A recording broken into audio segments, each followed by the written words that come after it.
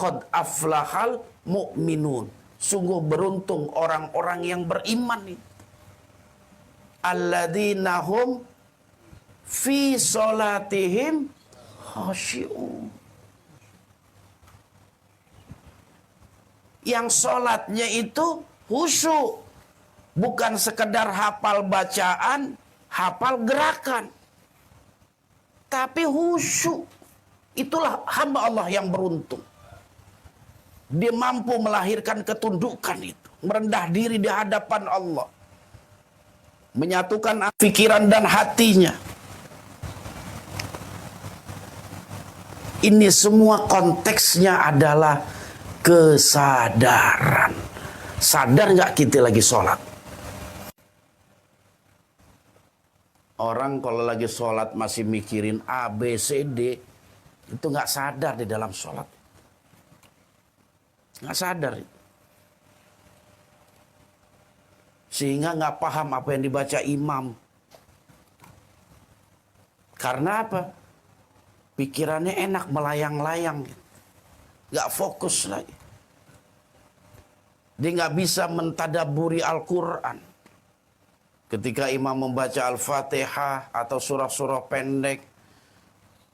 Atau imam memberikan isyarat Allahu Akbar, Allah Maha Besar. Dia nggak mampu.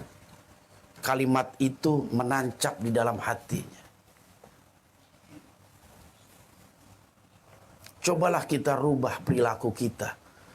Ibadah kita kepada Allah Subhanahu wa Ta'ala. Mumpung kita sama-sama telah memasuki bulan suci Ramadan. Bulan yang penuh pendidikan. Dan persiapan yang harus kita mantapkan sejak sekarang adalah kekuatan hati kita, kekuatan iman kita. Karena merekalah orang-orang yang akan mampu melewati Ramadan dengan Ramadan yang terbaik ketika mampu untuk menebalkan keimanan yang ada di dalam hati.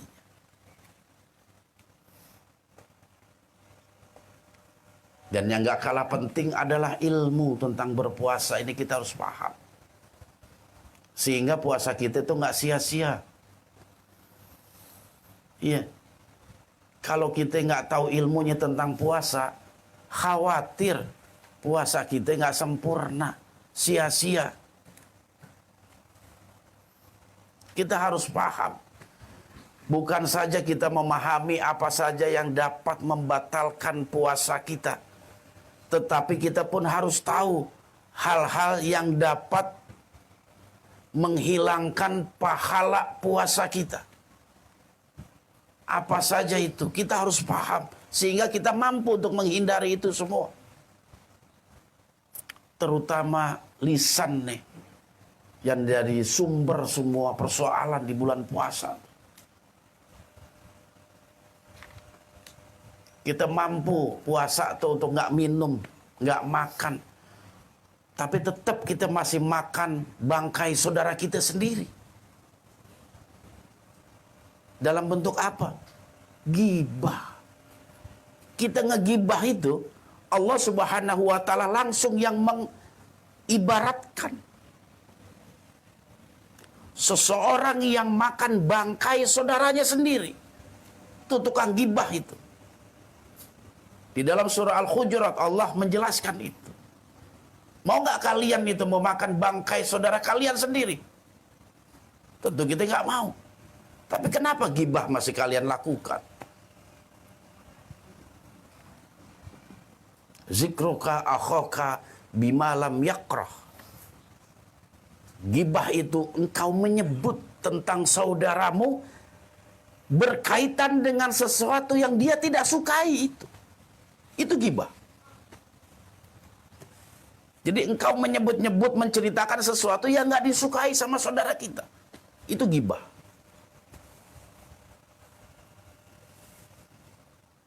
Dan kalau itu kita lakukan, sama saja kita memakan bangkai saudara kita sendiri. Bayangkan coba tuh.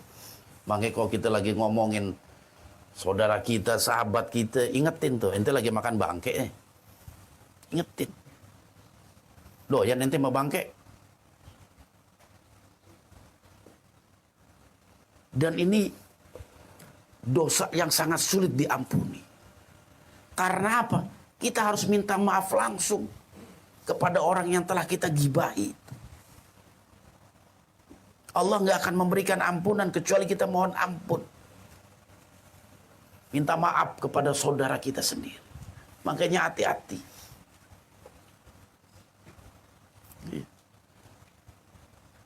Dan ini merupakan salah satu strategi setan nomor 1 tuh. Bulan puasa. Wah, hawanya pengen ngebohong, hawanya pengen nipu orang. Hawanya pengen gibahin, pengen adu domba. Karena apa? Setan tahu. Kalau kita lakukan itu, pahala kita habis. Dan setan seneng. Gak apa-apa ente gak makan, gak minum, yang penting gak dapat keberkahan. Gak apa-apa ente sholat, baca ini, tapi sholat ente gak diterima. Maka setan selalu mengganggu kehusyuan itu. Bukan ganggu bacaan, bukan ganggu gerakan, tapi kehusyuan kita. Kalau udah gak khusyuk, berakibat kepada gerakan dan berakibat kepada bacaan. Dan itu salah satu strategi mereka. Bahkan yang paling parahnya, mereka membiarkan umat Islam menyembah kepada Allah selama mereka menyembah pula kepada laut, kepada gunung, kepada tempat-tempat yang dikeramatkan. Gak masalah mereka nyembah Allah, tapi nyembah kami juga.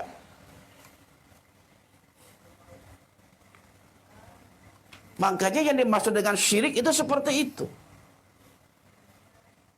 Kita menyembah Allah tapi menyembah yang lain juga. Kita minta kepada Allah tapi minta kepada yang lain juga. Kita minta keselamatan kepada Allah tapi kita minta keselamatan kepada yang lain juga. Itulah yang dimaksud dengan menduakan Allah. Setan mah no problem. Ente sholat, pergi ke masjid no problem. Yang penting tetap ke Laut Kidul. Jangan sampai kagak. Iya. Tetap Jumat Kliwon ngerendam. Iya. Itu yang dipertahankan dan itu yang dijaga itu sama mereka.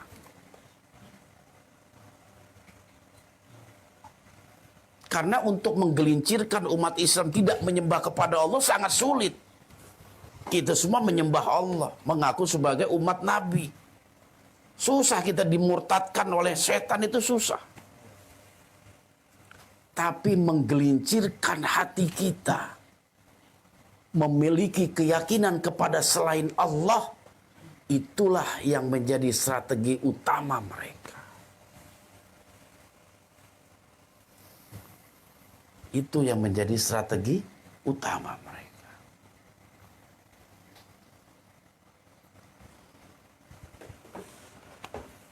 Sahabat-sahabatku yang dirahmati Allah Subhanahu wa taala.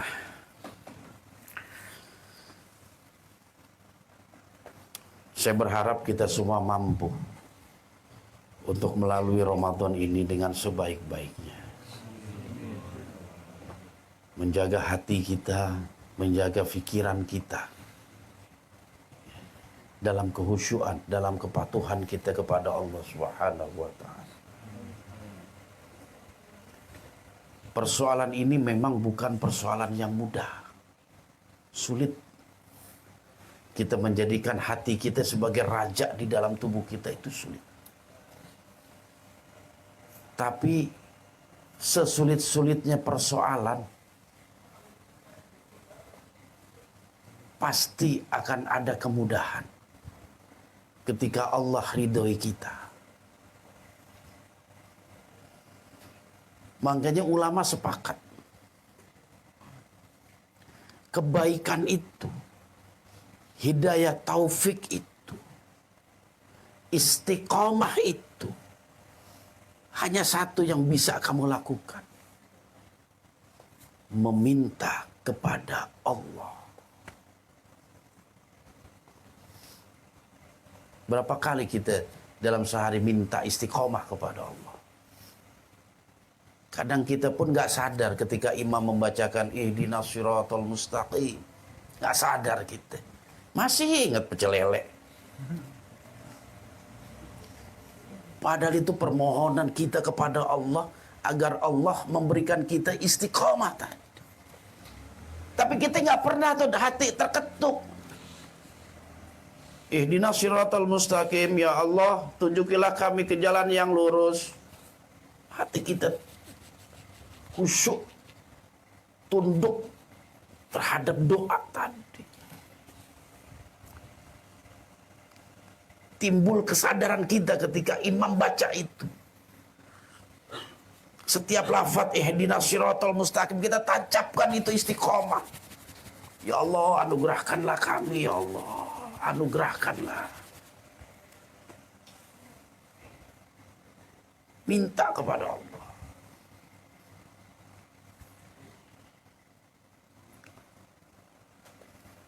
Kebersihan hati. Bersikap tidak peduli dalam kaitan hati yang penuh dengan penyakit. Bodoh amat. Orang mau begini, mau begitu, segala macam. Yang penting apa yang kita lakukan sudah sesuai dengan syariat. Hidup tuh seperti itu. Makanya coba kita belajar untuk melahirkan kesadaran kita. Hati itu kita ikut sertakan dalam segala aspek kehidupan kita. Rasa kita itu kita hadirkan. Niat juga sama. Kita lahirkan itu kesadaran. Jangan sampai kita nggak sadar. Sholat kita nggak sadar, puasa apalagi. Cuman nggak makan, nggak minum doang kelihatannya. Aktivitas seperti biasa.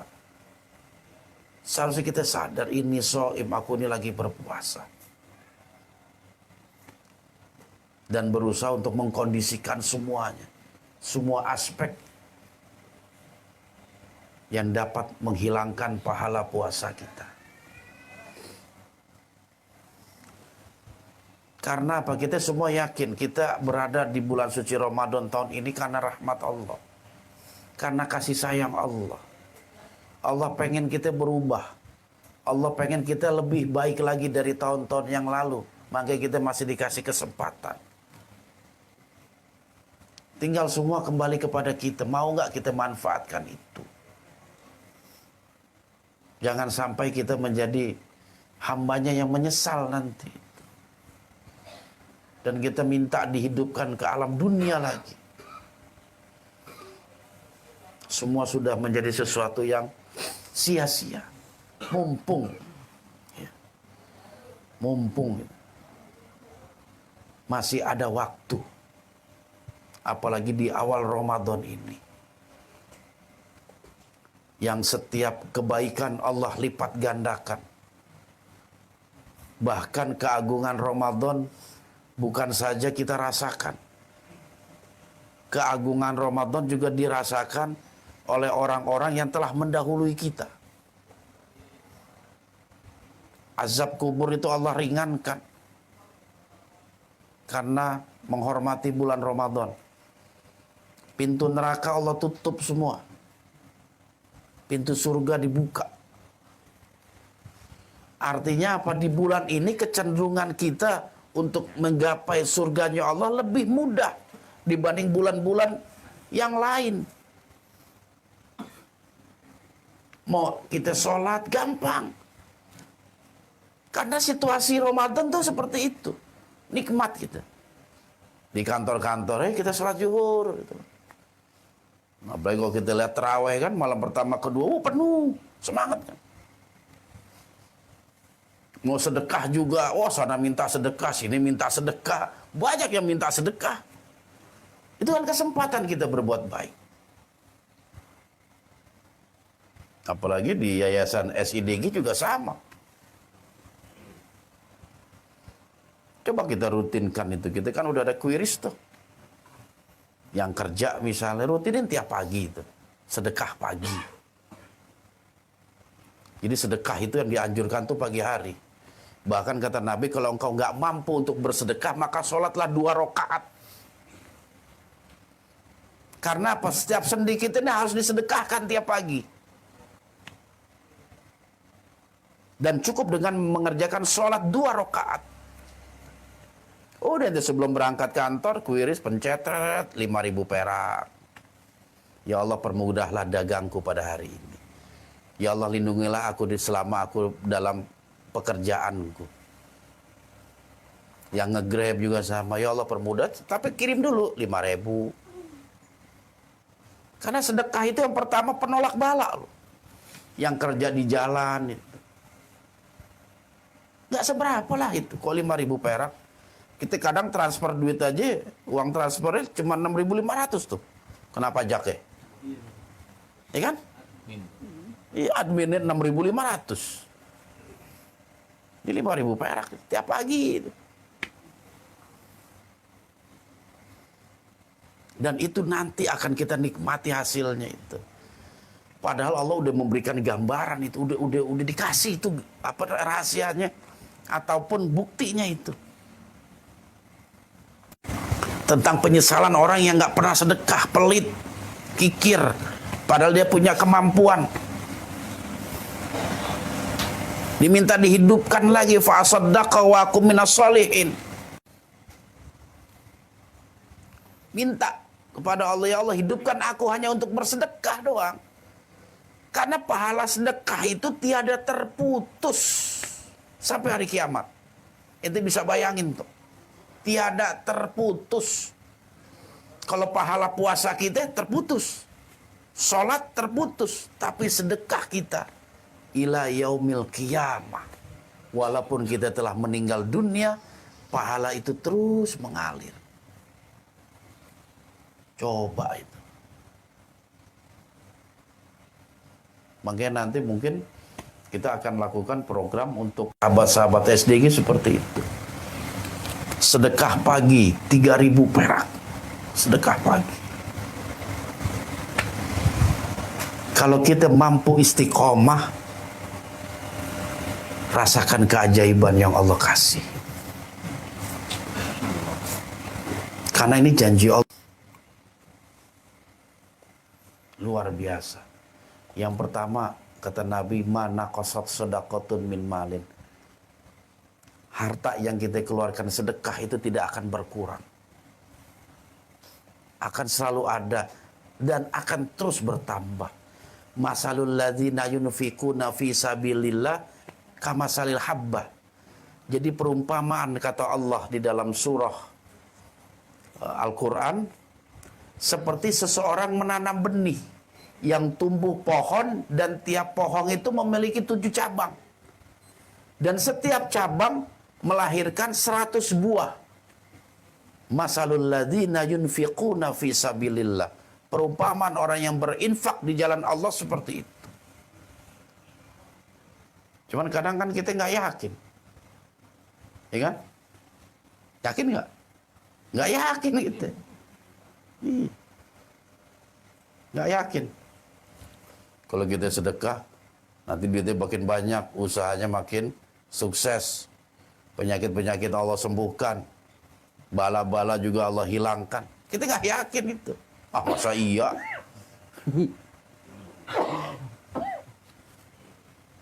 Nanti kita akan bahas masalah keyakinan. Pentingnya sebuah keyakinan. Iya. Jangan sampai kita didepak sama Allah tuh. Karena apa? Kita nggak yakin sama Allah. Iya. Didepak aja. Kemana kita minta? Kalau Allah udah depak kita itu.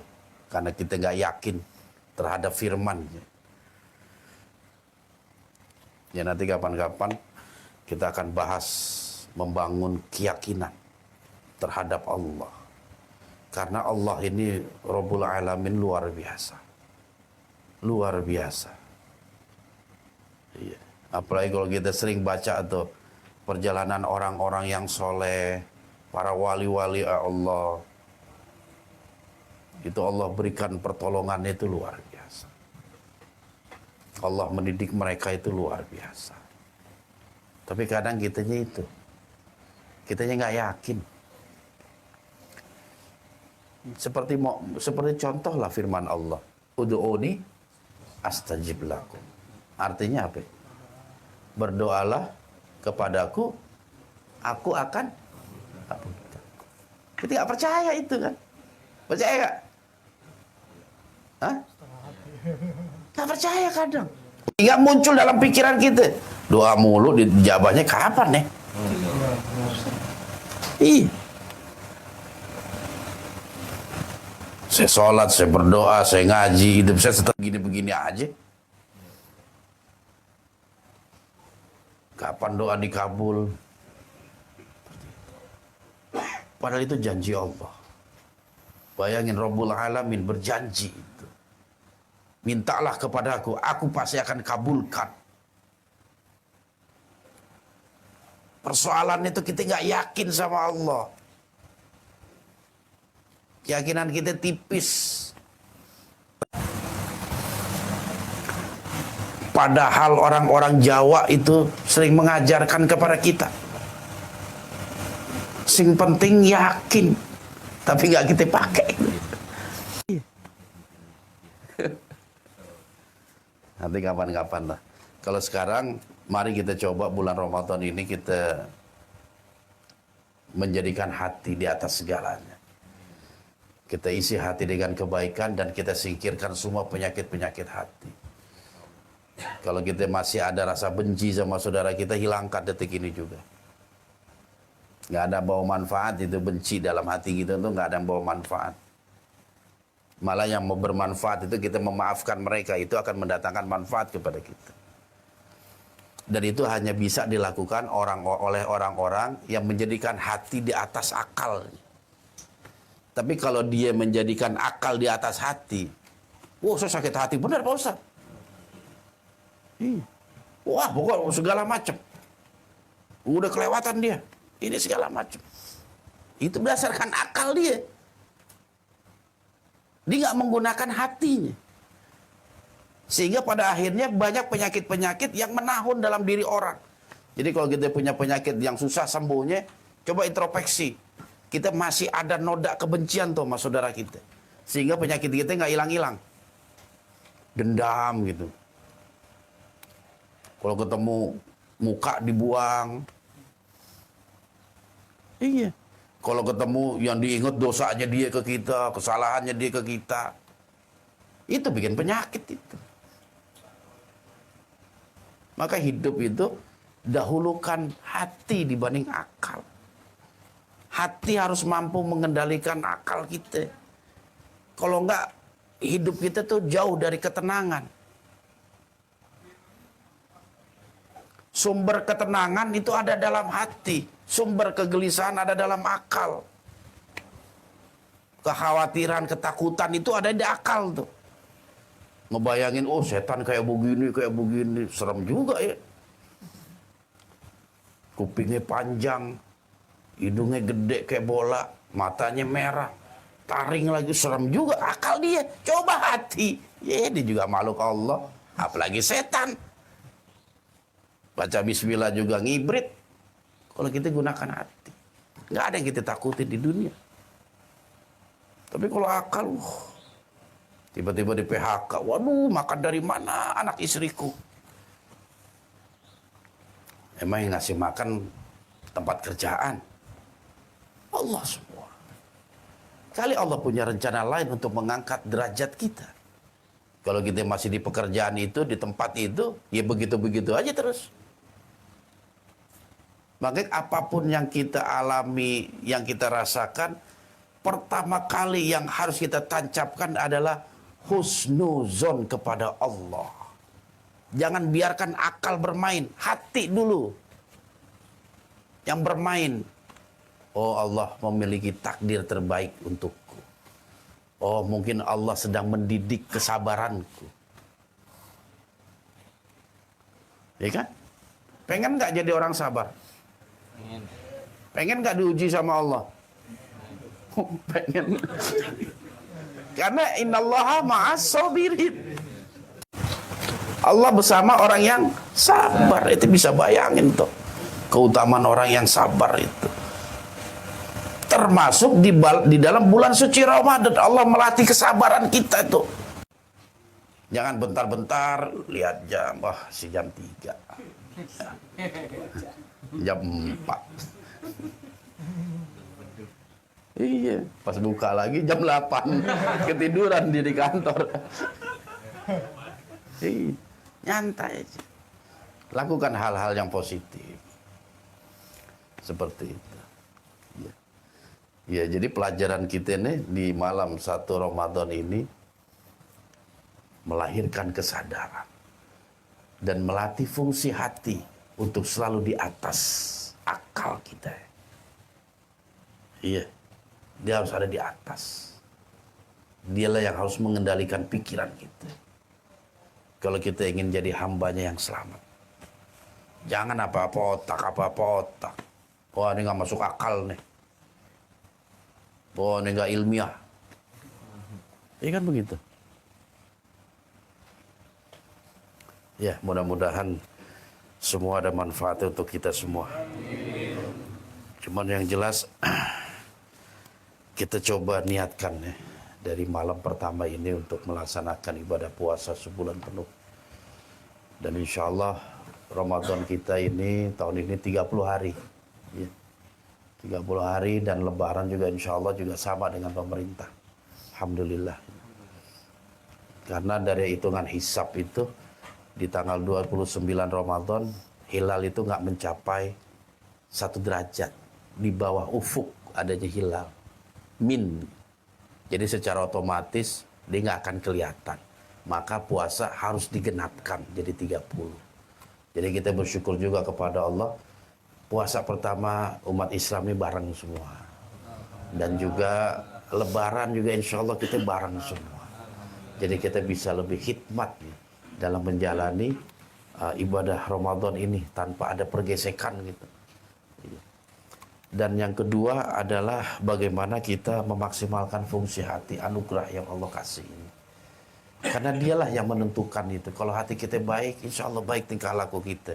Lisan ucapan kita. Tapi kalau hati kita buruk, jangan harap kita punya kebaikan lisan, kebaikan tingkah laku. Semua hanya mata morgana aja itu. Makanya kita jaga kebersihan hati. Kita latih. Mumpung kita semua berada di dalam bulan suci Ramadan yang merupakan bulan tarbiyah yang sengaja Allah sediakan kepada hamba-hambanya yang mereka menghendaki kehusyuan, tunduk patuh hanya kepada Allah. Itu saja, mohon maaf atas segala kekurangan. Usikum wa nafsi bitaqwallah. Wassalamualaikum warahmatullahi wabarakatuh.